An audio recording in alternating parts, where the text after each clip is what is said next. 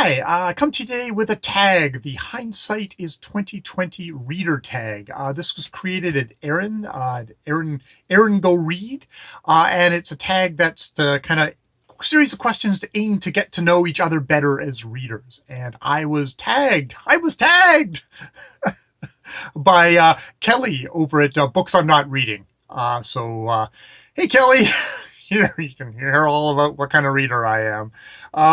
So the prompts are number one.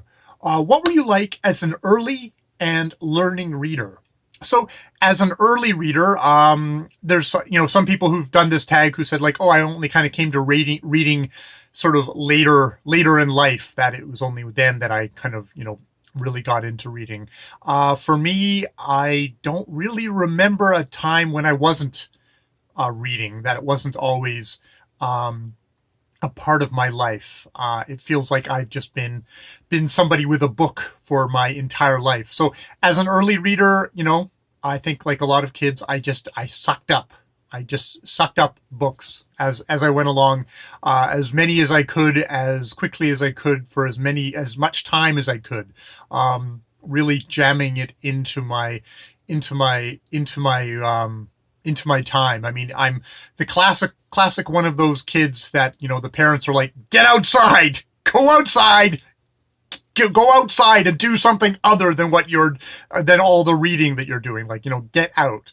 And grew up in such a time where, then you would wander the landscape and get into all sorts of scrapes, but no parental supervision. So that was sort of how I was as an early reader. So the second part of this is and learning reader, which I don't actually see as a I feel like as a reader I have always been learning as I've gone along. I've developed, I've changed as a reader as I've gone along in life.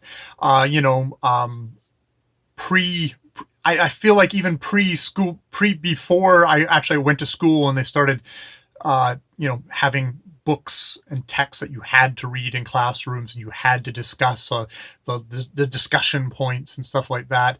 I was already reading even then, and that was, a lot of books that my mother was English and my father was Scottish, so a lot of like Rupert the Bear and picture books and a lot of Paddington Bear and the Bobbsey twins and Naughty, all that sort of stuff I was imbibing.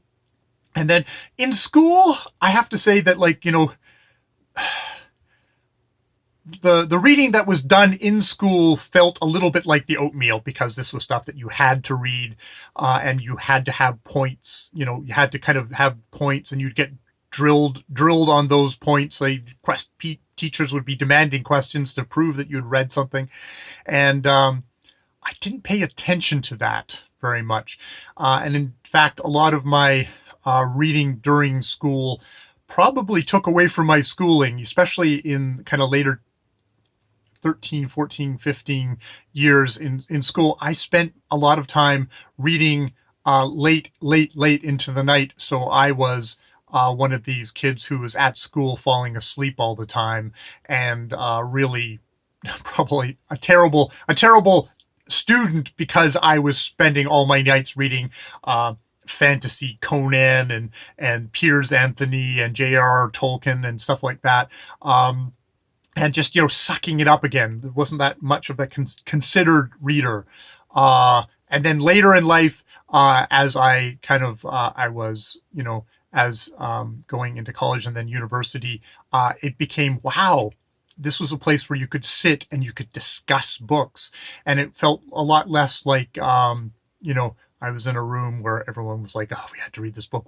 No, I was in rooms like English classes where people were like, wow, we get to read, like a lot more fellow readers. And I really got into that and probably spoke a little bit too much in class. I was probably one of those students, as you can probably tell from my channel. And I really enjoyed that. And then, I got out of that, and then got to BookTube, where, I'm back to talking too much about books, but there's definitely shifts in what kind of reader I was as it goes along. So, and I expect there will be more shifts of like what kind of a reader I am as I change and develop and go through whatever life changes and experiences that I have. How I am as a reader which is so enmeshed in being alive, as being a person for myself, it'll be that'll change too. So it's always changing, always shifting. Number two, what book or book series really got you excited about reading as a kid? Here's the one that I can kind of quickly skip over.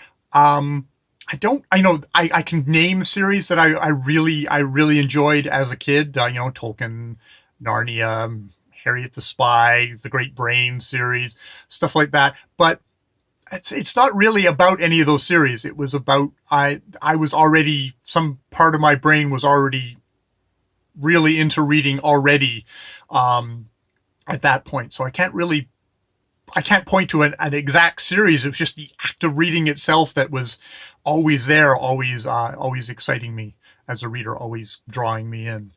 Number three, has there been a person in your life, real or fictional, who inspired you to be a reader? I mean, I think a lot of people who've just always been readers, a part of that is just my parents. My parents were readers.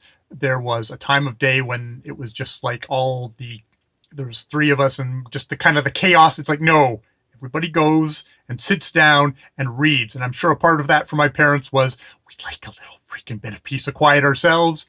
But so, yeah, there was always that habit there. And I probably, much as there's other things in that family experience that, I struggle with. That was probably what set my path as a reader and stuff like that. So that's probably my very kind of straightforward answer to that. Number four, what point did you begin to identify as a reader? I think my question number one is super long because in some ways it kind of it expands out and it kind of encompasses a lot of these questions. I never thought of myself as not a reader. Now it's interesting to like identify as a reader because I don't know how many people around me in my life, even in my life now, people I work with or stuff like that, would say, oh, Jay, he's a reader. There's definitely that thing of something from a J.D. Salinger quote of him, God, I really enjoyed, I wish it was back when we were all like kind of private readers. And there is a part of me that is like, I think I am, this is probably parts of just my personality in other ways, is that I've always been like a private reader, someone who read a lot. And yes, my family would know, but I don't know if like outside of that kind of that inner circle, people would identify me as a reader. And in the theme of shifting, it's only been with sort of something like BookTube that I would say this is my public side of being a public reader is out there, which is probably why I'm disinclined to actually share the existence of this channel with very many people in my meat existence. It's like it still feels like, okay, this is a private thing that I'm doing with strangers on the internet, but I'm not sharing this with people at work that nobody at work knows that I have a BookTube channel. That would just and there's a part of that is I'm a private reader and I choose to share with on this channel, but I don't know if I'm gonna share it with people outside of Ja, who I have to say is probably super thrilled that I found an outlet for a place to yak about the books I'm reading that isn't me telling her the entire plot of a book while we're sitting in bed and she's trying to read her book or do whatever she's doing. And so yeah, I don't know if publicly have I identified as a reader. I don't know. Privately, it's just always been there, but publicly, I mean, this is as close as it gets. Yeah. Number 5, how has being a reader shaped your life and your worldview? Um, that's a slippery question again, going back to question number 1. However, I would say, how has being a reader shaped my life?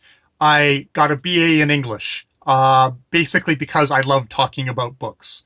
Probably that's why I had to learn how to actually write an essay and learn grammar so I could better talk about books with the people in classes and, pass those things and go onwards. I mean, that hit a limit to it, in that I found that, like, just the academic act of talking about books after a while was like not so much my thing. And so after I got a BA in English, I could have gone on, but it was just like, no, I don't want to. I would say that probably my choice to go into stuff like, I'm a support worker, on my feet, physically kind of doing stuff every day, is actually influenced by being such a reader. Is that I did have, at the beginning of my working career, jobs that were like working in offices and stuff like that. But it's like, okay, I was going to sit down in an office and work and type and kind of read stuff at work. And I know some people can balance that, and some people probably have a better capacity for that. But it was like, this is going to break my body. There's physical things of just like sitting at a desk all day and then going home and sitting down and reading wasn't going to be a great fit with me. And it wasn't like, well, I'm not going to give up being a reader. That's sort of who I am. So I decided that I would go into kind of more physical stuff. And I'm not a construction dude, though I guess that would have been probably more profitable. So I became I eventually kind of wound round to a support worker after a couple of other not so great choices in life. So yeah, that is how reading directly shaped my life. As for worldview, it's so hard to say because, I guess I could look at other people who don't read and try and compare myself to them, but that seems like a false dichotomy. And there's some people who don't read who are freaking intelligent, insightful people, who have plenty of human empathy, plenty of stuff that, like, I really respect. And I don't want to particularly say, oh, well, I'm a reader. So yeah, I'm just going to leave it there on that question. Number 6, tag someone whose reading history you want to learn more about. And that would be all of you. I'm not, and a part of this, I mean, it's great if you do this tag, but a part of the whole thing about BookTube is that I think every time we turn on the camera and talk to each other, every time I hear comments from people who just watch the videos and don't make videos, is you get to learn about what their reading history is, and like in every question and every comment they make, or in every video or stuff like that. This is all just sort of that. That said, thank you very much, Erin. I really, really enjoyed your questions here, and thank you, Kelly, for your interest. If it was interesting at all, and it wasn't just me nattering. Well, it's always me nattering on for a while. But yeah. It was good questions to kind of just sort of reflect back on who I am, who I am as a reader, but just really who I am. So yeah. If you want to do this tag, I'd be fascinated to hear. All right, more videos later.